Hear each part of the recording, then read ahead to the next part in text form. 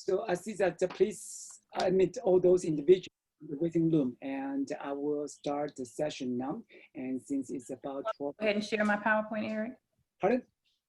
You want me to go ahead and share the PowerPoint? No, not yet. And just admit all individuals to the on the waiting room. Okay. So Kate. So good morning, actually good afternoon now. My name is Eric Chen, and I'm the Diversity Committee Chair of the APA Division 49, Group Psychology and Group Psychotherapy. On behalf of Division 49, and I would like to welcome you all to the talk given by Dr. Aziza Platt. And the title of her talk is Lives Matter in Therapy Groups 2, How Therapists Disarm Racial Microaggressions. And when I closed the RSVP for this presentation yesterday, we received more than 140 confirmations. And I have also received emails from individuals who are unable to join us and requested to have this presentation recorded. So after getting Aziza's permission, I'm going to email you this the link to this presentation recording. And then later, Aziza is also going to share with you her PowerPoint slides. And the materials will also be included in our division's diversity committee resources link as well.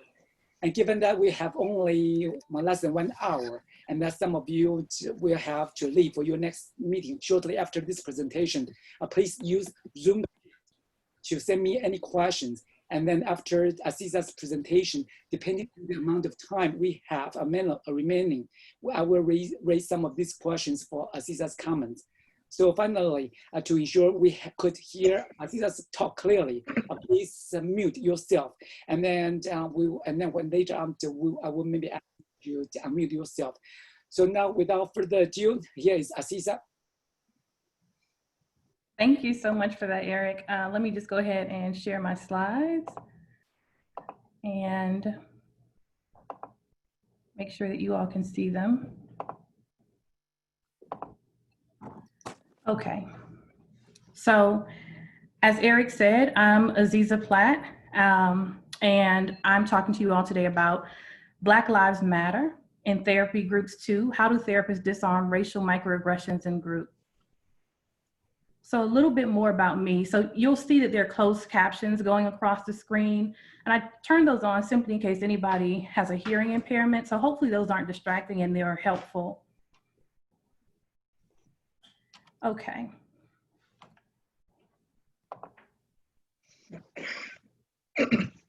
Here we are. I'm a licensed psychologist. I'm in the United States, for those of you all who are international. I'm in Atlanta, Georgia specifically. I'm a member of APA, AGPA, and ABPSI. And I don't have any institutional affiliations, and I don't have any conflicts of interest to disclose. So I just want to thank Eric and Division 49 of APA for hosting this presentation. And I want to thank you all, the audience, for your curiosity, your willingness, for showing up, and for the questions and feedback you shared when you RSVP'd. So you'll see on some of the slides, there's a little hand symbol, and that means I'm responding to some of what you put into the RSVP. So as you can hopefully tell from my video, I'm a Black woman, and I want to acknowledge that I also have Indigenous ancestry. I'm cisgender, and to that point, I want to make an acknowledgement of when the description for this workshop first went out, it said Black men and women. And I know that that was not inclusive of all of our brothers and sisters. And so I just want to acknowledge that I caught it and I corrected it, but in the event that you saw that, I want to acknowledge that that was harmful and exclusive. So I've been passionate about group counseling from the beginning of my graduate program, and I've conducted and supported research related to group counseling as well as race and culture. All right, so what are we going to do today? We're going to talk about racism and the impact in and out of therapy. We're going to talk about what Black Lives Matter actually means for us as group therapists, how microaggressions affect members and group cohesion and cause ruptures, and then how do we address microaggressions personally, systemically, preemptively, and proactively. And then I want to give you some tools to help members repair those ruptures caused by microaggressions and to learn to stay away from anti-therapeutic and non-therapeutic responding and really strengthen group cohesion with therapeutic responding. So it's important that in order for us to talk about racism, we have to talk about the root of racism, which is white supremacy. And so the definition is here, and I'm not going to read these definitions, But I just want to say that Barbara Smith of the Combahee River Collective emphasized that it's really important to name white supremacy as the root so we understand what's the nexus of power for racism. And acknowledging systemic and structural nature is absolutely imperative for the foundation of any dialogue that we're going to have. So racism, and specifically anti-Black racism, exists in every culture, but each culture has a unique history and different manifestations. And so I'm speaking today specifically from the perspective of a Black person in the United States. But one person who registered said that they were a Brazilian psychologist and race is not openly addressed in their culture. And so I want to acknowledge that. So you see the little hand. Okay. So racism makes it hard to breathe. And it's really important to understand how pervasive and suffocating racism is.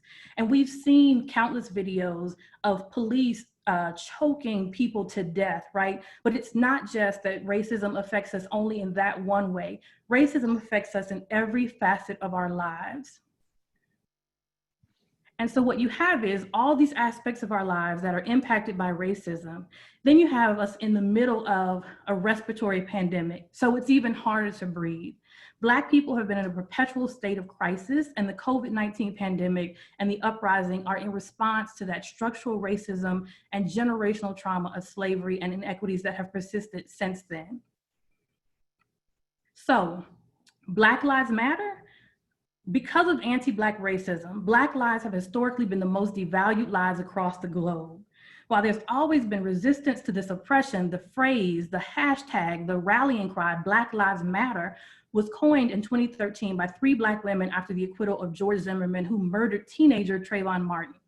Black Lives Matter is in response to police brutality, as well as intimidation and subjugation of Black people across the world. And so all those facets we just talked about. The phrase Black Lives Matter has an unspoken "to" at the end, as in Black Lives Matter too.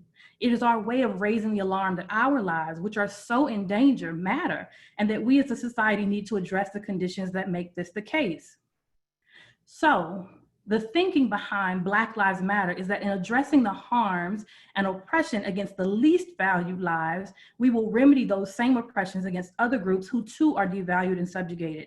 It's in the same spirit of a rising tide lifts all boats. So before the phrase Black Lives Matter was coined, the phrase All Lives Matter had never been Googled or used, so its very existence and use is to aggressively shout down Black Lives Matter. It diverts attention away from the impact of systemic racism, it trivializes the daily suffering of oppressed people, and it ignores the reality of our society. So if Black Lives Matter means that in dismantling oppression for the least valued lives, we transform and liberate all lives, what is the reason for shouting that down with All Lives Matter, unless you want the society to continue to be centered around white lives? And so that, I put the little hand there because a number of you raised that as something that comes up. So that's how to explain to people why Black Lives Matter doesn't mean other lives don't. The only time we add all to Black Lives Matter is to say all Black Lives Matter, which emphasizes the inclusion of trans, LGBT, and disabled lives. And someone had mentioned intersectionality, so I want you to know I saw that comment. So race and culture in therapy. We know that what happens in the world happens in group. And so any sort of racial cultural event, be it good or bad, because it can be both or somewhere along the continuum, is going to be a reality in therapy, right? And a lot of that is going to depend on members' interpersonal traits and their diagnostic symptoms, and then us as therapists. What is our behavior, our styles, and our roles? We know that good things can come out of racial culture interventions and events in group therapy, but we also know that it can cause fractures and alienate group members, and that's really what we want to avoid. So, microaggressions. The term first came up in 1970 by Chester Prince, but you know what they are, but just in case, brief everyday exchanges that send denigrating messages to people of color because they belong to a racial minority group.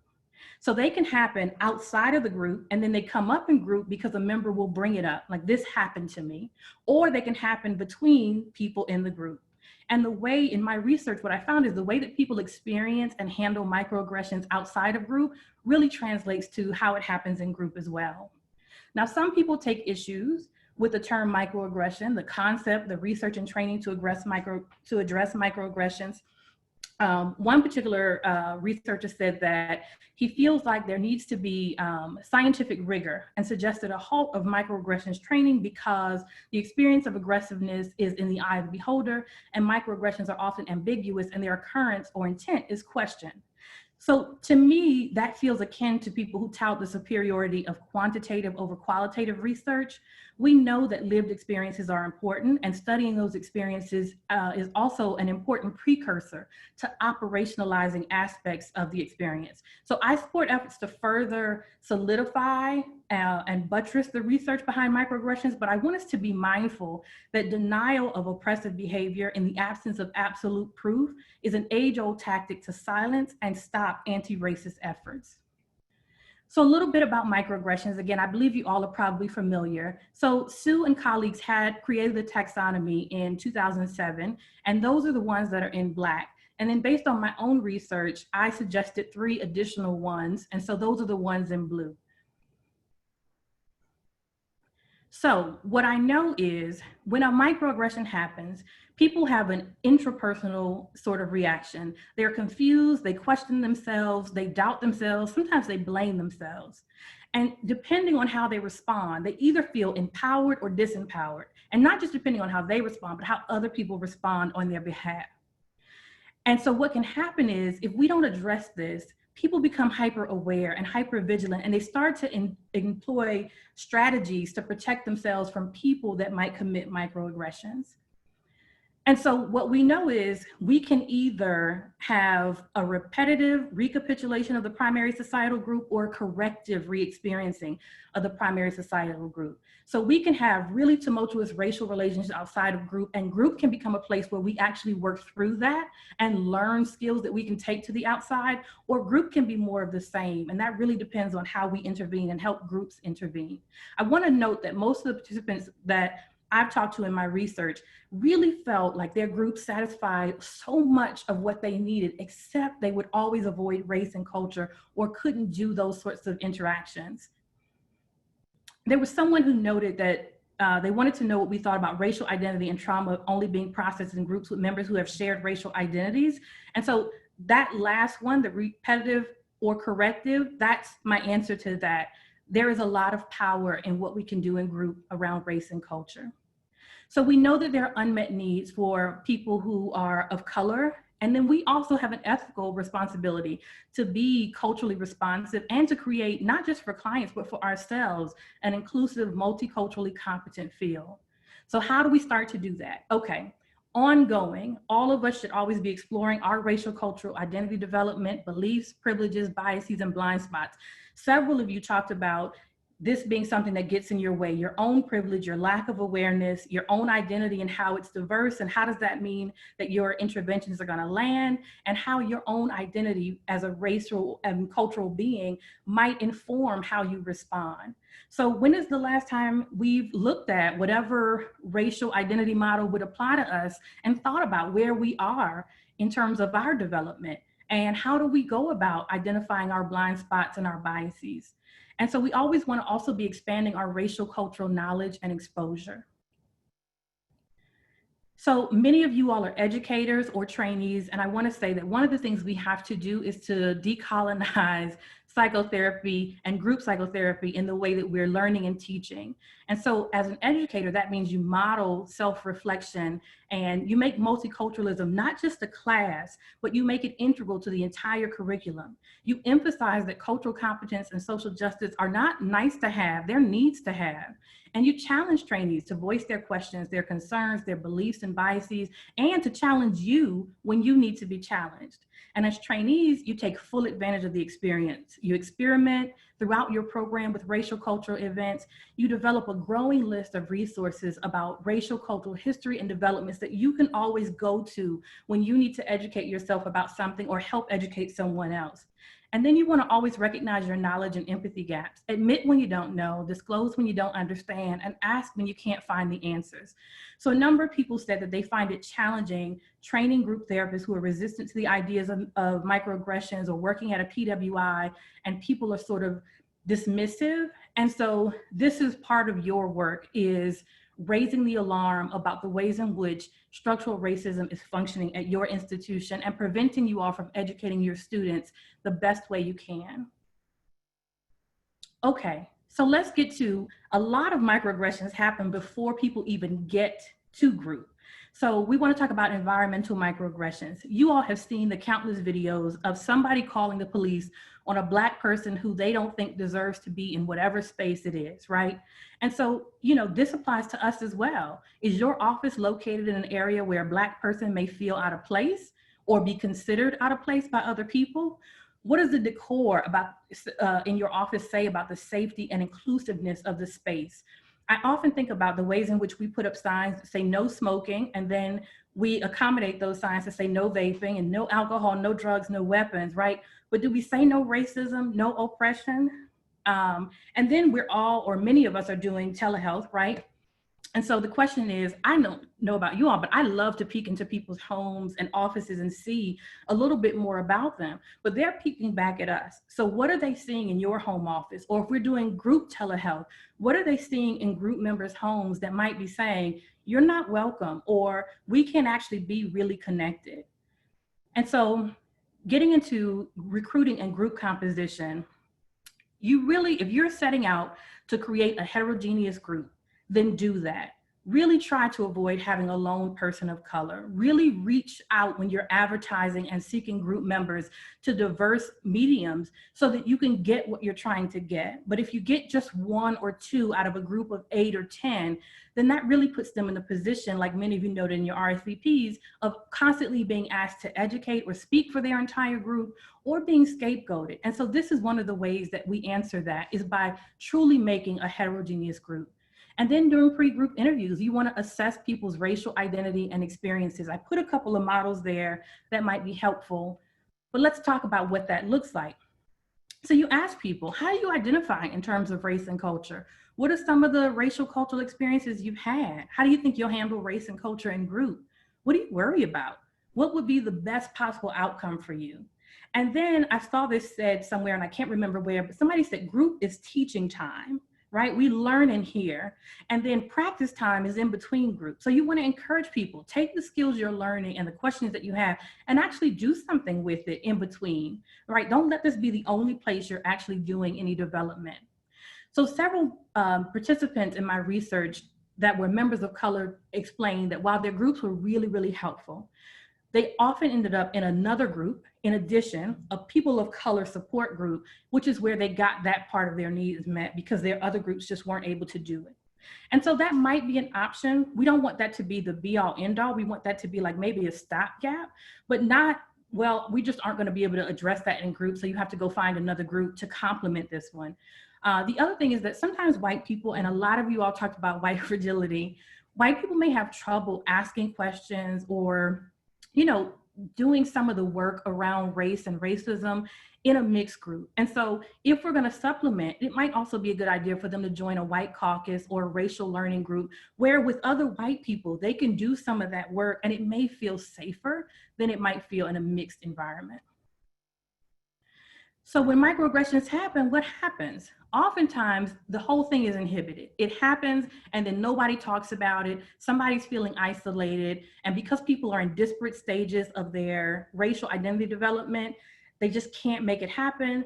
Members of color often express stereotype confirmation concern. White members often talked about fragility. All members talked about fear. And then sometimes it was the group therapist that was the problem. People perceived that the group therapist couldn't help them with it if it were to come up, and so it just never came up. And then sometimes it comes up, right? We begin to have a little discussion about the microaggression, but then these things happen. We marginalize or minimize, or we tone police, or we sanitize, which is where we take out the racial element, or we generalize, right? And say, well, what about this? Black Lives Matter, but what about this? That isn't something that we want to do. We want to talk about what actually came up. We intellectualize, and we normalize prejudiced behaviors and beliefs. So that's what we want to avoid doing. The other thing is a couple of people mentioned that they want to walk a line between facilitator and not feeling like they're pushing their agenda or they have a political discussion. And what I want to offer to you is, I think, as we've talked about, racism and oppression is harmful, right? To all of us, not just to a particular person, to all of us. And so if we continue to sort of like stand idly by, we are in fact pushing a political agenda. It just isn't one where we're speaking out against racism and oppression. Okay, so let's talk about some of our roles. So in terms of gatekeeper, so as much as possible, I'm trying to give you the words of my participants of color in the research. So when I describe some of these scenarios, or you see anything in quotes, like in this example, that's verbatim from either what was said to them in group, or what they said in group, or what they hoped had been said. So in this one particular group, what I want to say to you is I thought this was the most unique thing I'd ever heard. When things got tough and conflictual, the facilitators, the therapists would say, you know what, no attacks among members. If you need to attack someone, you attack one of us because we can take it. And so in that way, the therapist served as a proxy for the things that felt too unsafe for the members to do directly. The other you can do as participant observer is we want to model for people how to ask for racial cultural interaction. And we want to help them have that corrective experience that I talk about. So in one group, they were taught to say to their therapist, hey, I'd like to interact with Susan, but I'm nervous or I'm scared or I'm not sure how to start this. Can you help me with this? And so in that way, the therapist serves as a proxy between members. So not I'm going to do it for you, or not I'm going to absorb this attack, but tell me what you're struggling with, and then let's together do this. The other thing, this is an example of how you ask somebody for information about their experience as a Black person or as a person of color without demanding it. You know, you could say something like, I don't know much about your experience as a Black person, but if and when you'd like to share, I'd like to hear it. That's an open invitation. And so that doesn't say, no, you have to tell me what it is to be a Black person. You have to make me understand racism. It just simply says, I'm open to hearing it when and if you're ready to share. So as historian, remember, we keep the goals of the group, the individual members and the entire group, and we connect those things. So here are some examples of how to do that. In one group, the therapist said, you know, I've noticed that the people of color will be the ones who hold the anger for the group. And so now we've named a dynamic. What's happening here? How are they serving us by holding the anger? And can we share in this anger? Or you could do that with an individual. I notice you seem defensive whenever an issue of race or culture comes up. And then you all can dig into that a little bit more. As a norm shaper, one of the things you want to do is name the identities and dynamics explicitly, right? Because silence often equals complicity, and you don't want that. So here's a couple of examples. This one is verbatim. Okay, I'm just going to say it out loud. We're mostly white men in here. That was how a therapist opened the group, which made the one person of color feel like, okay, I can take a sigh of relief. Somebody said it, and now we can talk about it. Two other suggestions I'd make for you. We're all imperfect and we'll mess up. And when we do, we'll address it head on. So that way you just sort of set the norm. Listen, things are going to happen and we're going to address it and we're going to do it together. You can also say to people, this is scary for me too. A number of you all mentioned how worried you were about managing your own emotions or fear of making a mistake. And so this is how you address those things. As a technical expert, we want to promote universality, but not at the expense of celebrating diversity. So we want to be active and transparent when things are emotionally charged. So one group facilitator modeled for check-ins for group members when they were talking to each other. You'd say, is that clear? Am I doing this right? And so that way we're being very thoughtful about talking to and addressing and interacting with people because we care about each other. Okay, so in terms of people responding when a microaggression had happened to them, there were lots of factors that influenced whether or not they responded, whether or not they were sure about what had happened, the power dynamics, the setting, the context, their sense of safety, and then their own psychological resources. Do I have the strength or the energy or whatever it is to deal with this right now? Oftentimes they indirectly responded, and when they directly responded, it was more like they would address it or correct it or educate it. And that was really depending on, again, those psychological resources. The anticipatory responding is something that came up so often where, because of previous microaggressions that still bothered them, they were always sort of on the lookout for and ready to, like, what am I going to say if somebody says that? Which takes up a lot of mental and emotional energy. So here's how we respond, because it really does matter. There are anti-therapeutic responses which range from apathetic to antagonistic. Non-therapeutic responses are neutral or mostly neutral, but they're not really helpful or useful. And then there are therapeutic responses, which is what we want, the attentive, empathic, and meaningful responses. So I want you to think, I'm going to encourage you to think about addressing microaggressions in a triage sort of fashion. If you were a medical professional, you would tend to the person with the severest injuries first. For us, that's going to look like the person that the microaggression was directed toward or people who are directly affected by it. Then they would move on to the people with serious injuries. And I'm going to say those are the bystanders or other people who in the group are marginalized that might have felt like they got collateral blowback from that. And then we're going to move on to the person who committed the microaggression, because even in doing that, there's something underneath that that probably needs to be addressed. Okay, so miscommunication. This is really, really important. So many of you all talked about not wanting to shame the person who committed the microaggression, wanting to not do further harm to the person who was the target, and wanting to make it meaningful to the group. And this is what I think is the crux of that. So you always want to assess the intent and impact, and you want to help other people do that as well. What were you trying to say? And what were you hoping they'd feel when you said that or did that? What made you say it or do it that way? And so then if it's a matter of it's a miscommunication, then you can help, oh, okay. So you meant to connect or compliment or comfort this person, and instead, this is how they responded or how they felt. Can we all work together to make that attempt successful? And then you all work on that. Or if a person perceived a microaggression and misunderstood it, once we understand the context, you can say, okay, you perceive their actions to be a microaggression, but now that we understand the context, can we explore the perception and the connection that they were trying to make? And then you all work together on that. Now, sometimes it's not a miscommunication, it is a meta communication. And so what you want to do is ask or make them say the quiet part out loud. I was able to see Dr. Stu present in 2017, and he said that he always sort of feigns naivety, and he'll say, tell me what you mean, I don't understand, to try and get them to believe they need to explain what they've said. And it's a good way to make people sort of really aware. Do you realize what you just said or what that means? And so other ways to do that. I'm curious, what would make you do that or say that? If I said or did that to you, how would you feel? Or you could be more direct. Are you saying that because I'm Black? Because what you want to do when there's meta communication is we want to get at that. What are you saying? What are you thinking? What do you believe about me? And so we can do some work around that. The other thing is we're all adults here. So I know that you all know that some people just don't want to get it. And that is just the truth of where they are right now. And so when people dig in, our goal is really to help the group dig out. We don't want to reward harmful behavior. We want to name the reason for the actions that we take next. You can say like, okay, I'm going to put a pin in this because it feels like we're at a place, we're at an impasse. And so I'm hoping that we can come back to this after we've done some different work. And then you want to express hope for their future interactions. When we come back to this, when race and culture comes up again, I really hope that we're able to do a better job than we feel like we're able to do, but we seem like we're at the end of our rope right now. Something that's helpful for me is to recognize social biases and logical fallacies that are often employed in bad faith arguments.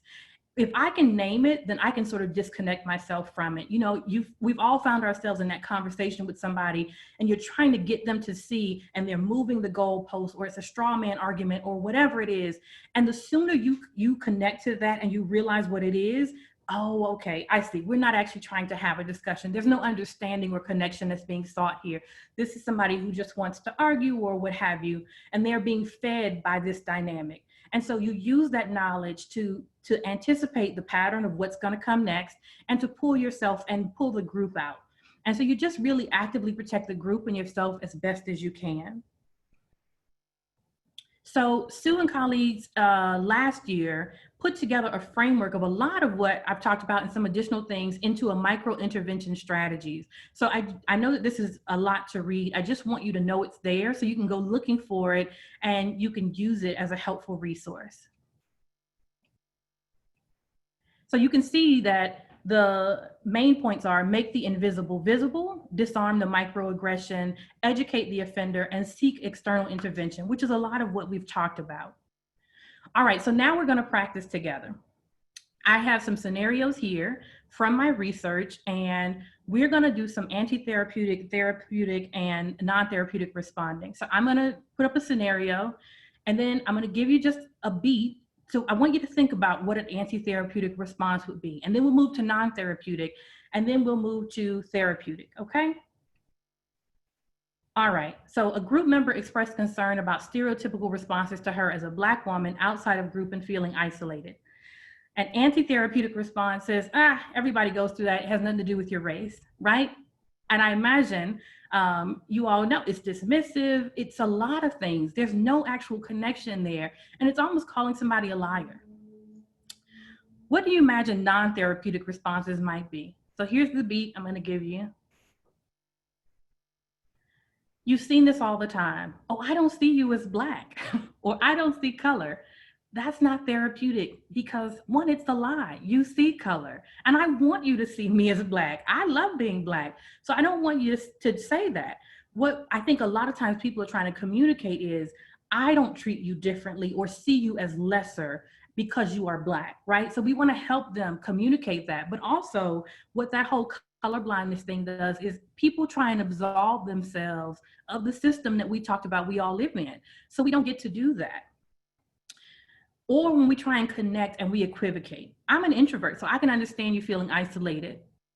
Okay, well, those aren't exactly the same thing. And so we don't want people to do that. This person is trying to connect. That's what makes these non-therapeutic responses non-therapeutic. They try to connect, they try and do something good, but then they take it back with the other part of it, right? A therapeutic way of saying that. I'm sorry you had to experience that. If you want, I'd like to hear more about that and how we can support you. That's real connection. That is, I've heard you. I feel for you. I want to connect with you. I want to support you. Okay, a new scenario. A member of color talks about the impact of racism in their daily lives. What do you think anti-therapeutic responding might be? Silence is the biggest one. I cannot tell you how often somebody, a member of color, will say something about race and nobody will say anything. And that is the most deafening response you're ever going to get because people have said it's not even worth me responding to. That may not be why they're not responding, but that is really the message that gets sent there. Another one, I don't think it's appropriate to discuss race and politics in this group. So in this instance, I've decided I'm not going to be silent, but I do want you to be silent. And this one, I'm insert religion or culture, so I know all about oppression more than anybody. I want us to help people understand this is not the oppression Olympics. None of us are going to get a gold medal for being the most oppressed when this is all over. So what we're trying to do is let's all find ways to connect and dismantle the system that keeps us from being the best, healthiest society we can be. So non-therapeutic response, I know that this is very tiny, but this one is a quote. And this person just basically said, I know racism and sexism and homophobia and all those things are terrible, but I just really think that what's happening with the earth is more pressing right now. Okay, so we started out with I know that the things that you're going through are really terrible. I acknowledge that, and then we take it back, but something else is more important. I appreciate that you talk about this calmly and in the right way. So there's tone policing in that, right? I will listen to whatever it is you say you're going through if you say it the way I want to hear it. A therapeutic way of saying that, and this is something a participant heard, I want to hear what you have to say and as much as you want to say about it. That's it. Okay, now this one's a little bit tougher. A white member suggested the Black people of New York would get lessons from the Black people of California of like how to be Black because they make him feel sort of uncomfortable when he's in certain neighborhoods. He then claims that white men are the most discriminated against racial group. The facilitator is white, the group is mostly white, there's one Black member and one Asian member. So what do you imagine the anti-therapeutic response is? The group tends to the white member and they don't address the Black or Asian members at all.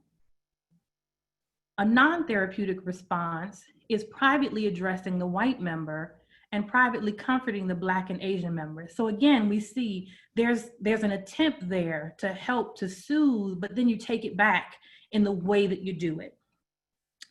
So remember how I talked about triaging? This is an example of when we would do that. Okay, Black people have specifically been attacked in this statement. So you first go to the Black member and you're not demanding anything. You say, I want to check in with you about what was just said. I'm going to address it, but as a Black person, I want to give you space if you want to share anything with us before I do. So you're saying, I don't want to step all over you, especially because I'm not a white therapist, I'm not a Black therapist, but let me give you this space. Let me say to you, I see you, I care about you, I understand what just happened, and give you this space. The other thing you do is go to anybody else who is of a marginalized identity, and you check in with them. I want to check in with you too and give you space to respond if you like. And the reason I say this is because in this group, again, this is a real scenario, the Asian member felt two things. One, she wanted to defend the fellow member of color. And two, she felt like there was a statement about her and her Asianness and an assumption that she would not or could not respond. And so even though her group hadn't been attacked, we had now created a situation where, okay, we're doing stereotypes in this group. And so what is the stereotype about me and what's coming next for me? And then we go to the member who committed the microaggression. And we say, because again, I want to be clear that racism and systems of oppression aren't things that we debate, right? We just don't do that. What you're saying is really, really problematic, and here's why.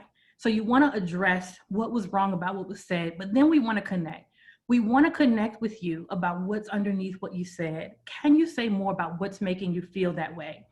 And so somebody has this image as their background, and it's a quote that I actually have for this slide. Equality, when you're accustomed to privilege, equality feels like oppression. And so part of what we're helping white members to do is to deal with their fears of annihilation and their existential anxiety about what society will look like if it's not white-centered, okay? All right, more practice. So here we go. During introductions, a trans member of color introduces himself by name and pronoun. A white group member responded, well, I'm never gonna be able to pronounce that. Anti-therapeutic responses, hopefully you got some idea of what that would look like. Yeah, that'll be hard for me too. Do you have a nickname we can call you? Or do we have to do that pronoun thing in this group? Those, I think, are pretty self-explanatory. A non-therapeutic response. Some people just have a hard time with unusual names and pronouns. Why don't we just be patient? So you can see there's a member here who's trying, they see something happening and they're trying to connect and calm things down, but they're doing it by putting the onus on the marginalized person and not asking anything of anybody else. Therapeutic ways of doing that.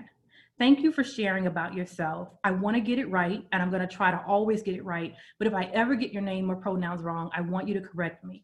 So you've said, I'm going to make an effort at this, but if I fail, I'm giving you a permission slip to correct me.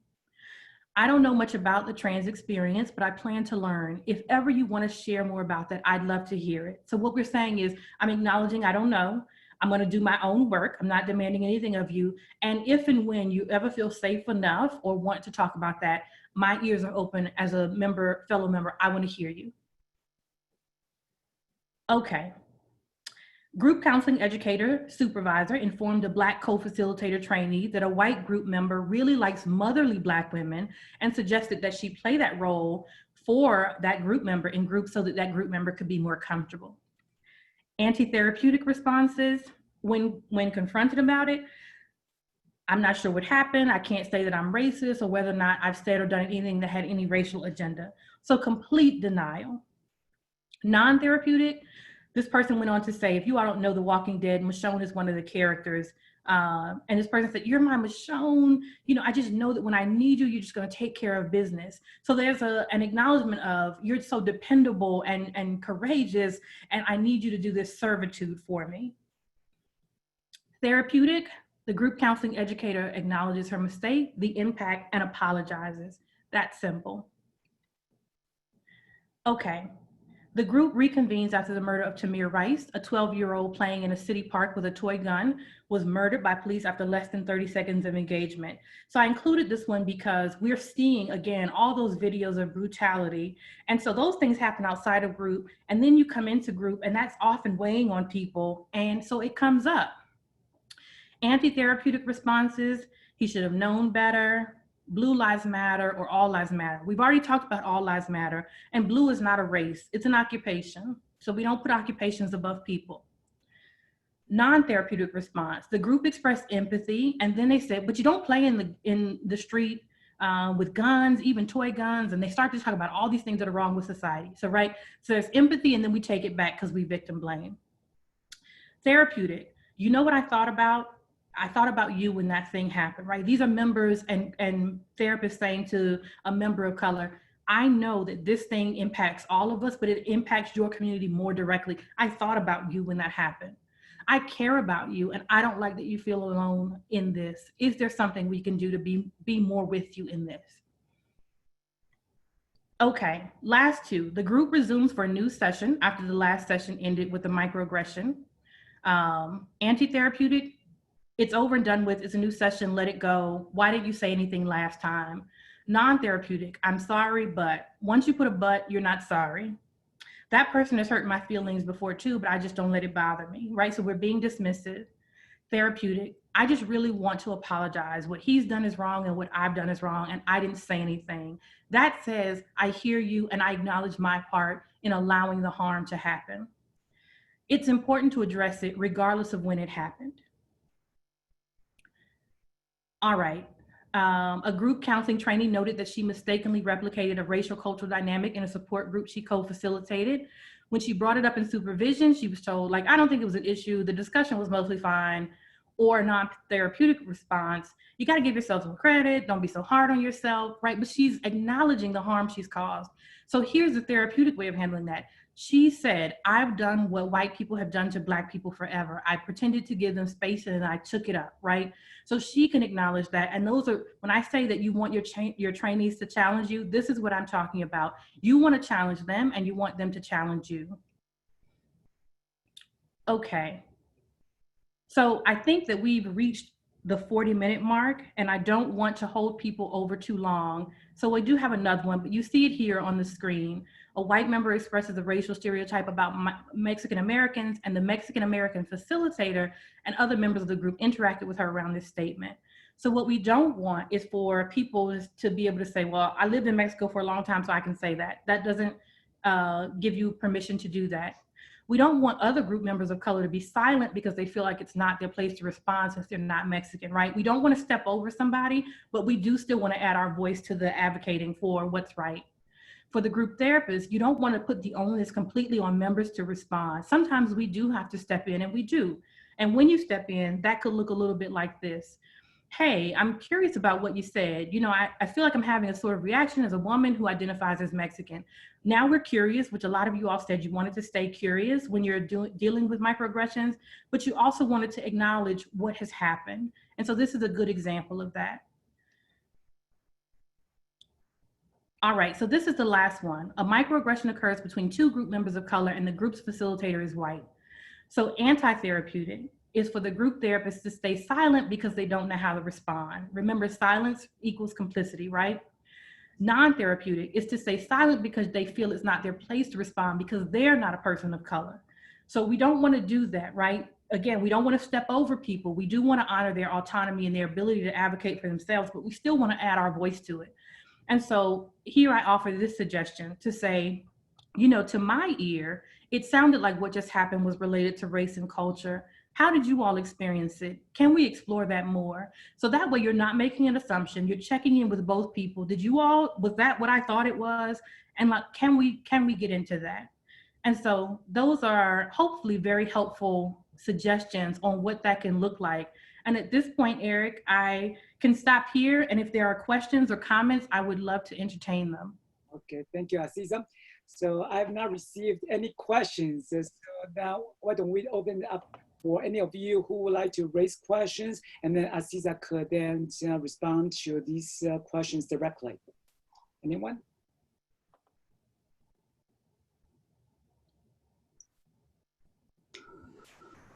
I have a question. So for some reason, I'm unable to hear you all. We're on mute. Do you want us to ask the questions outright or type them in the chat, Aaron? And my apologies. Aziza, do you want us to type them in the chat or to? No, I can hear you now. Sorry. It's issue on my end. Go ahead. So I had a question. Very often there's the feeling that the Black person has to do the work of the white person because the white person's asking them, what should I do? And so in the scenario about the youngster being killed with the toy gun, I think the therapeutic was, I thought about you when I heard this. I care about you. Is there something I can do? So I'm trying to understand if that's actually okay to ask. Because again, I'm putting the person in the position of doing the work. Right.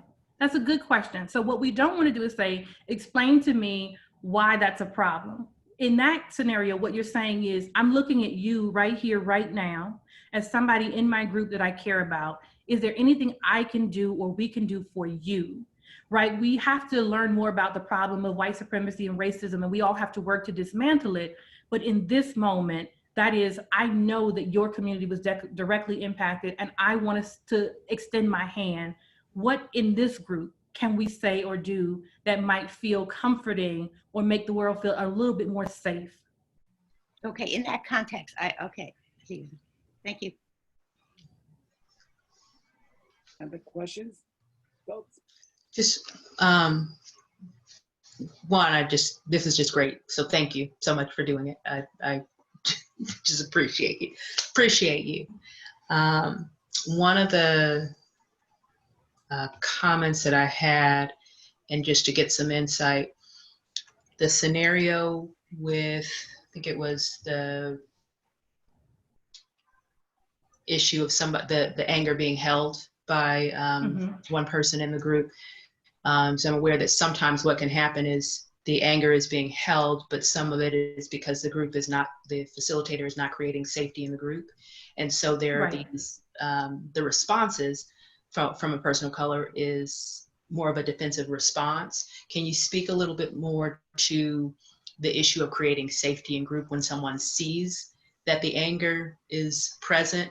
Because what I get concerned about is sometimes facilitators will target the person who is angry as if the anger is the problem, as opposed to speaking to what is in the group dynamics that is creating this reaction. Right. Another great question. So that came from a real group, and what had happened is the group had convened after the 2016 election, and a number of people were upset about what they were worried was coming, right? And other people were sort of being like, well, this is not great, but we're just gonna have to ride it out, right? And so that riding it out is not an option if your body is on the line. And so that therapist's point was to say, wait a minute, they're holding the anger for all of us, because everybody here has expressed concern, but we're allowing them to be the people who voice it and who have to carry it in their body. And so what you want to do is name it, and then you say, now how do we share this anger? And you can literally, however you want to do it, somebody take this anger from these people, tell the truth about what is happening, tell the truth about the ways in which you're scared, try and connect to how angry and fearful they are, because they are literally on the line based off what has been said during this campaign. And so naming it at the beginning, and to your point, Latoya, the next step is to say, now we got to share in this anger. So Aziza, there is one question raised, so I'm going to read it out loud for you. Most of the examples you brought begin with a comment or incident that happened with the group. How would you recommend bringing up events that happen in the news when the group members do not bring it up?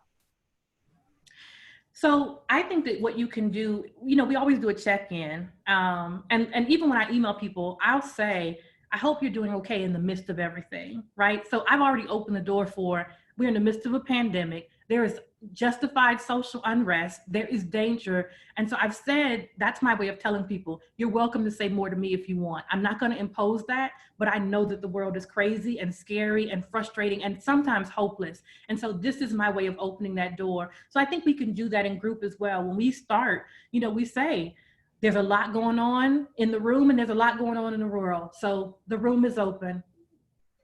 And at that point, let people bring, and if you create that space, the one time you're able to deal with an issue that's happening out in the world in a real meaningful way inside group, you won't ever have to say anything again, because people will know this is a safe space. And sometimes they'll be waiting.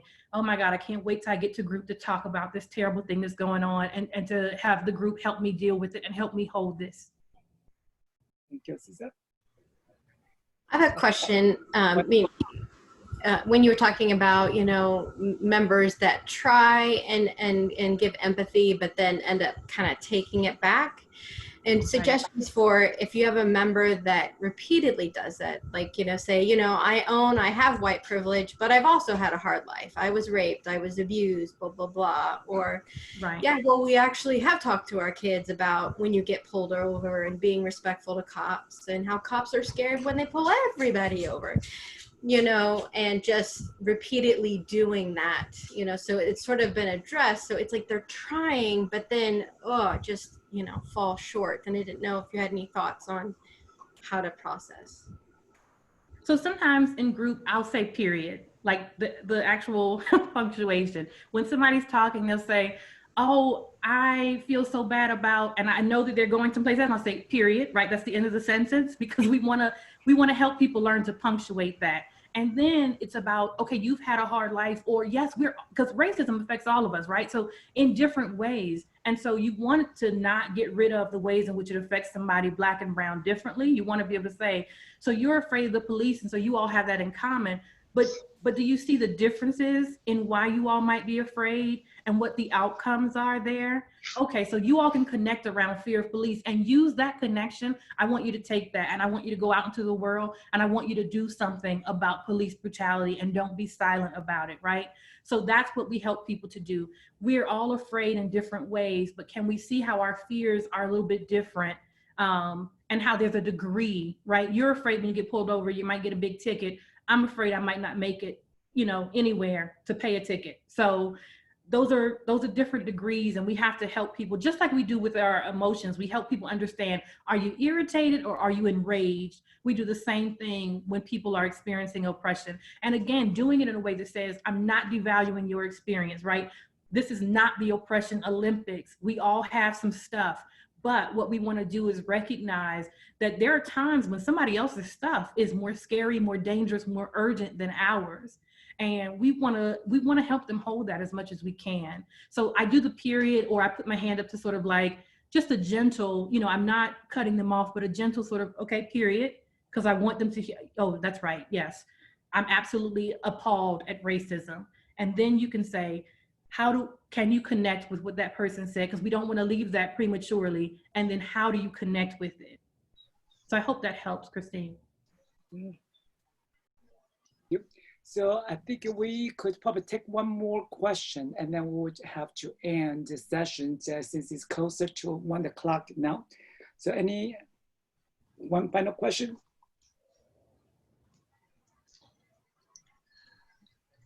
I'm going to say just the challenge that I have often is when there are peers who are struggling with this, other professionals who are struggling with the idea of, microaggressions not existing, and sometimes not wanting to name it or address it when we're in group settings. If you have some, and I know that's pretty broad,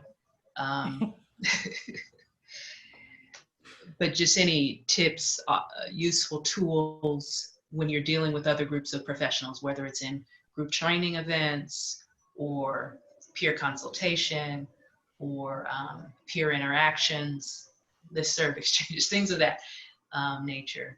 Just any tips. So one of the things that you can do, and I find this to be effective when people are talking about a particular group, right? Like, oh, it's so hard to find a Black qualified candidate for something, right?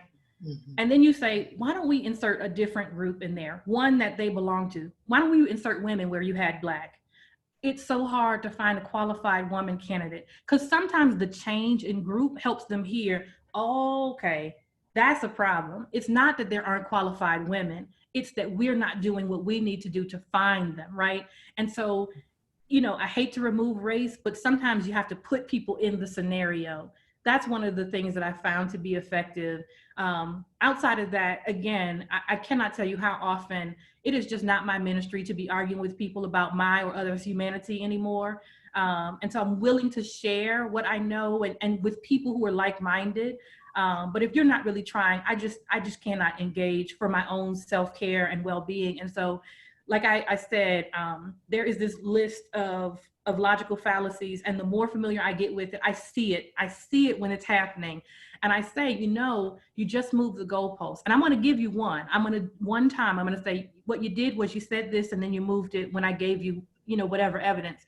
And if they then go to the next bad faith argument, logical fallacy, whatever, all right, well, you know, get well and be well. I think Tarana Burke said it once, have the day of your choosing. Because I have accepted that everybody is not willing to come along or isn't going to come along at this point. And so we really have to conserve our energy where we can to feel like, is this a conversation I need to have? And I know, Latoya, in your instance, it's people who are at your institution or who are your colleagues. And so there are other ways, I think, to have that conversation with them. And sometimes some people have to be dragged along. And so in that micro intervention strategies, they actually talk about things you can do in terms of documenting and raising the alarm and pushing the envelope with higher ups. The one thing I will say is, this is a moment where we do seem to have the attention of the world. And we have got to ask for what it is that we know is right, because this moment doesn't come along often. And so now's the time to try and kick in the door and push through whatever you can and get anybody who's willing to listen to listen. Again, that doesn't mean that they'll come along, but do what you can. And then, as always, protect yourself. Thank you. Okay, thank you all. And on that note, I want to thank Aziza for spending time preparing for this talk. And then I also want to thank you all for joining us, because we are all here together to support each other and also to make a difference in addressing racism in our society. So thank you all. And I will, like I said earlier, I would send you all an email to the recording, as well as the resources that Aziza shared with us earlier, and that you would also have a copy of her PowerPoint slides, and thanks to Aziza's own generosity. So thank you all. If you have any questions, feel free to contact me, and I'll see you maybe in the near future. Thank you. Bye. Thank you, everybody. Thank you. Wonderful. Thank you so much. Just wonderful. Thank you very much. This was fabulous. Thank you. Thank you. Thank you. And Latoya, thanks for all you're doing on the AGPA listserv. Oh, Yes, thank you. indeed. Really, really important. Thank you. Thank you, Aziza. Thank you so much. Thank you Bye. so much. This was incredibly helpful. I Very appreciate it. Thank you. So Aziza, please, and that's, good. Thank you. thank you.